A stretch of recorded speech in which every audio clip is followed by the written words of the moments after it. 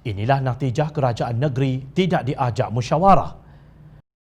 Pengumuman Perintah Kawalan Pergerakan Bersyarat atau PKPB di seluruh Selangor, Kuala Lumpur dan Putrajaya oleh Menteri Kanan Pertahanan Datuk Seri Ismail Sabri mengejutkan kerajaan negeri, kata Menteri Besar Selangor Datuk Seri Amaluddin Syarif. Beliau berkata keputusan mesyuarat Majlis Keselamatan Negeri MKN Selangor yang dipengerusikannya menunjukkan hanya Kelang, Gombak, Hulu Langat dan sebahagian daripada Petaling yang mempunyai bilangan kes yang membimbangkan.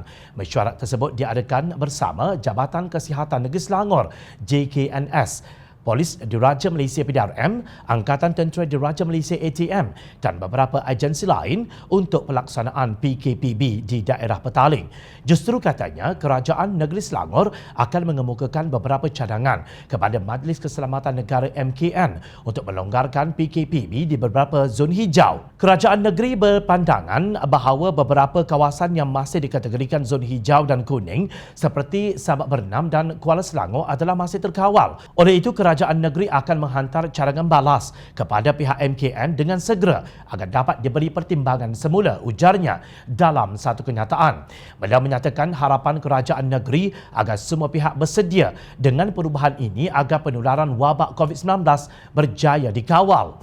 Kerajaan negeri juga sangat menghargai komunikasi krisis yang lebih efektif dan konklusif melibatkan semua pihak agar sebarang ketetapan yang diambil tidak menghasilkan sebarang bentuk ketidaktentuan pelaksanaan yang akan memberi impak kepada petugas barisan hadapan, rakyat, lebih-lebih lagi pengusaha industri kecil dan sederhana, tegasnya. Kenyataan Menteri Besar Selangor itu secara tersirat mengkritik Kerajaan Persekutuan yang tidak menjemput Selangor dalam mesyuarat khas Majlis Keselamatan Negara yang diadakan baru-baru ini. Pada Mac lalu, iaitu semasa fasa pertama Perintah Kawalan Pergerakan PKP, Selangor dan 4 negeri ketika itu di bawah pimpinan Pakatan Harapan tidak diundang ke mesyuarat penting peringkat persekutuan mengenai COVID-19.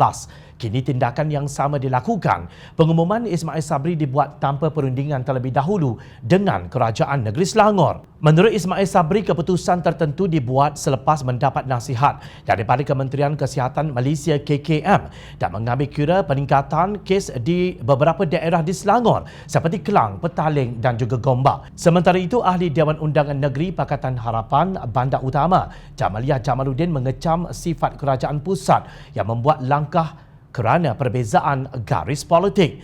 Jamaliah berkata semua persoalan berhubung keputusan untuk mengenakan PKPB di Selangor boleh dijawab sekiranya Ahli Dewan Negeri yang diamanahkan untuk menjaga warga Selangor diberikan pencerahan. Beliau juga mengungkit mengenai keputusan meletakkan Kelang di bawah PKPB Kelang sebelum ini. Menurut beliau, tindakan pihak kementerian tidak memberi maklumat yang jelas itu seolah-olah tidak faham akan perbezaan antara daerah Kelang atau Majlis Perbandaran Kelang. Inilah masalahnya bila tidak mahu berkomunikasi dengan kerajaan negeri, sindirnya. Beliau menyifatkan Kerajaan Perikatan Nasional tidak bertindak secara profesional yang akan menyusahkan semua pihak. Sebagai sebuah kerajaan, kita bukan sahaja perlu menyelesaikan masalah, malah masalah perlu diselesaikan dengan cara yang berkesan, efisien, pantas dan paling penting berprofesional. Ciri-ciri ini langsung tidak dipamerkan oleh Kerajaan Perikatan Nasional. Sifat pilih kasih jelas yang ditonjolkan oleh Kerajaan Persekutuan amat mendemotivasikan. Kegagalan kerajaan pusat berkomunikasi adalah ciri-ciri kerajaan yang lemah, tegasnya.